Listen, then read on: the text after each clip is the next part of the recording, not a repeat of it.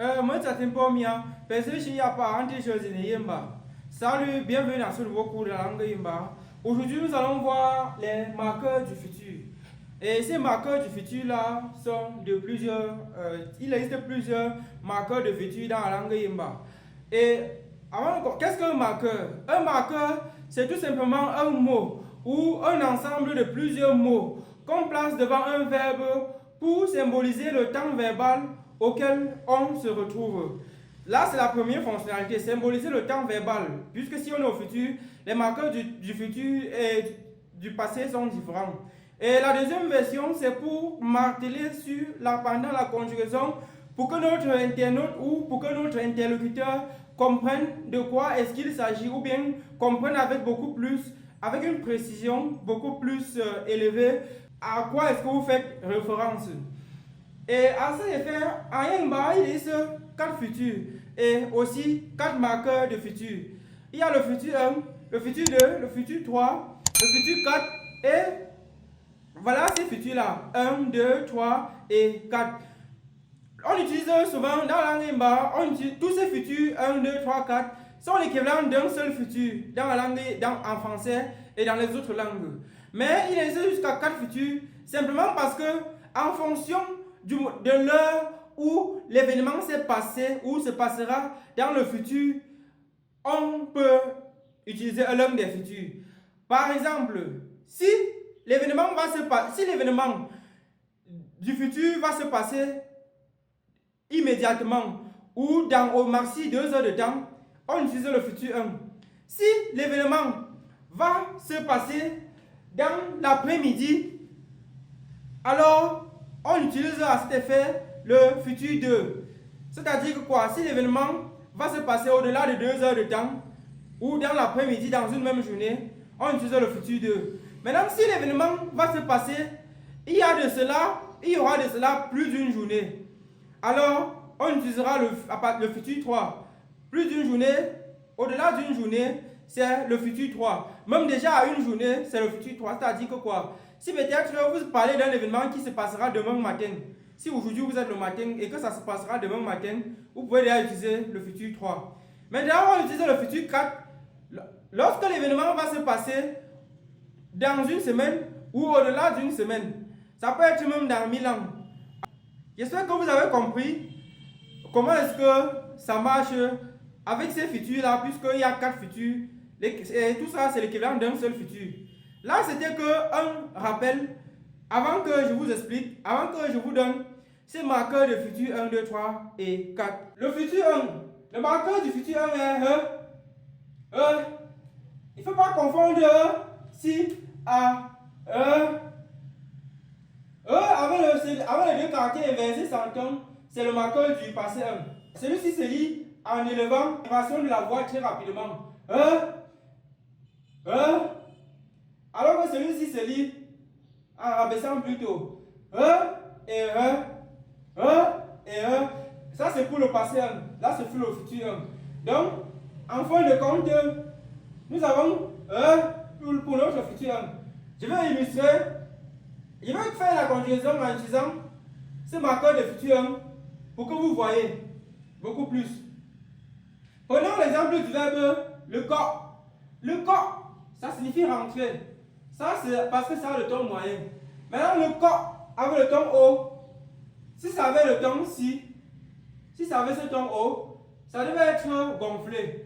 Donc, il y a le corps qui est rentré et il y a le corps qui est gonflé. Maintenant, ici, nous utilisons la version rentrée, qui est le ton moyen. Le verbe le corps a pour forme consécutive un corps.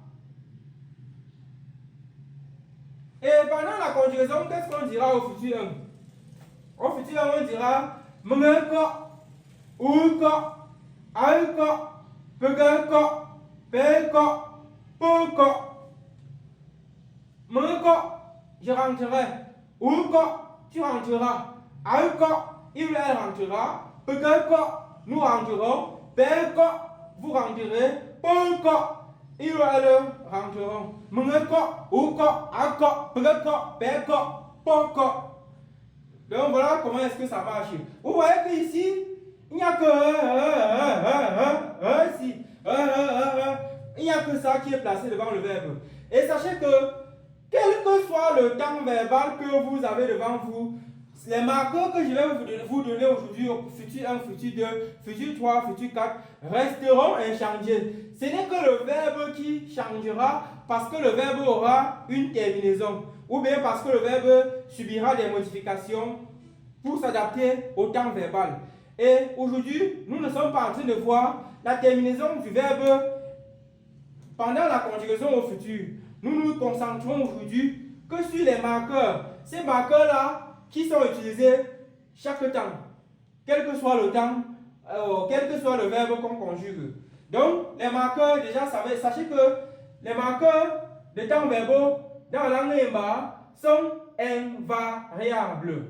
Autrement dit, on sait d'office qu'au futur 1, le marqueur éternel devant la conjugaison sera toujours Maintenant, ainsi de suite. Nous allons continuer. Remarquons ici, nous allons passer au marqueur du futur 2. Au futur 2, le marqueur est plus court, placé devant le verbe et court, placé devant un verbe dans la langue Yemba. La combinaison des deux ci, placé devant n'importe quel verbe, est la marque du passé du futur 2. C'est ça que vous devez savoir. Donc, la combinaison de ces deux ci, placé devant n'importe quel verbe, ça symbolise que le verbe est au futur 2. Maintenant, prenons l'exemple du verbe le fou. Le fou, ça signifie prêter. Le fou, ça signifie souffler. Et la forme consécutive du verbe le fou, c'est un fou. Un fou. Pendant la conjugaison, qu'est-ce qu'on dira? On dira mon coup fou. Au coup fou. Aïe coup fou. Pega coup fou. Père coup fou. Paul coup fou. Mon coup fou. Qui signifie je soufflerai. Au coup fou, tu souffleras. Un coup fou, il ou elle soufflera. Pega coup fou, nous soufflerons. Père coup fou, vous soufflerez. Paul coup fou, il ou elle souffleront. Vous voyez que c'est ça. Un coup fou, au coup fou, à coup fou, je soufflerai, tu souffleras, ainsi de suite. C'est le futur. Donc, je soufflerai, tu souffleras, il soufflera, nous soufflerons, vous soufflerez, ils ou elles souffleront. Donc voilà ça. Et voilà, j'espère que vous avez compris comment est-ce que ça marche. Et maintenant, le futur 3. Passons au futur 3. Au futur 3, qu'est-ce qu'on dira? Les marqueurs du futur 3 sont plus chi. Les deux ci sont placés devant le verbe qu'on veut conjuguer. Donc voilà ça, plus chi. Prenons la conjugaison pour que vous voyez. Le verbe le la, ça signifie préparer. Le la, préparer. La forme consécutive du verbe le la, c'est nda. Nda. Attention, ici, si le la avec le ton moyen, c'est plutôt pleurer. Ici, c'est le la, pleurer. Et la forme consécutive de le la qui est pleurer, c'est nda, pleurer. Sauf que nous allons faire plutôt la conjugaison du verbe le la, préparer. Maintenant, pendant la conjugaison, on dira Mungashila, Ushila, Ashila, Pugashila, Peshila, Poshila. Mungashila, je préparerai. Ushila, tu prépareras. Ashila, il ou elle préparera. Pugashila, nous préparerons. Peshila, vous préparerez. Poshila, il ou elle prépareront. Mungashila, Ushila, Ashila, Pugashila, Peshila, Poshila. Ainsi de suite. Mungashila, je préparerai, c'est le futur. Mungashila, je préparerai. Ushila, tu prépareras. Ashila, il ou elle préparera. Pugashila, nous préparons. Peshila, vous préparerez. Poshila, il ou elle prépareront. Donc voilà ça. Remarquez que la combinaison de c'est pour tous les pronoms personnels. Vous voyez que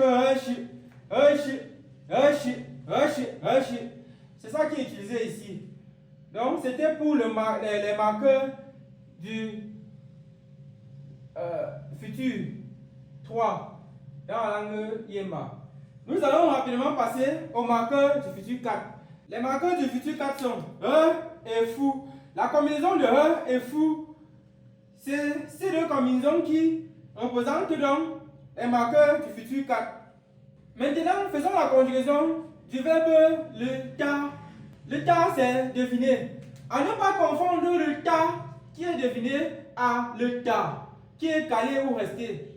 Le ta, c'est deviner et le ta, c'est calé. Nous allons donc plutôt faire pour le verbe deviner. Le ta, la forme consécutive du verbe le ta, c'est nta. Nta. Maintenant, comme nous avons dit que voici les marqueurs du futur 4, voilà ça qui se retrouve ici. On dira pendant la conjugaison mngefuta, ufuta, afuta, pgefuta, perfuta, ponfuta. Vous voyez, mngefuta, je devinerai. Ufuta, tu devineras. Afuta, il devinera. Pgefuta, nous devinerons. Perfuta, vous devinerez. Ponfuta, il devineront. Mngefuta, ufuta, afuta, pgefuta, perfuta, ponfuta. Donc, voilà ça. J'espère que vous avez vu. Je vous ai donné les marqueurs du futur. Pour tous les quatre futurs de la langue Yemba. Et une fois de plus, je précise que tous ces quatre futurs-là sont en effet que l'équivalent d'un seul futur dans toutes les autres langues. Et on parle de quatre futurs ici, simplement parce que c'est en fonction du temps qu'on parle. C'est en fonction du moment que l'événement se produira qu'on utilise l'un ou l'autre de ces futurs. Donc, il trouve que la précision en vaut la peine. Voilà, c'était tout pour aujourd'hui.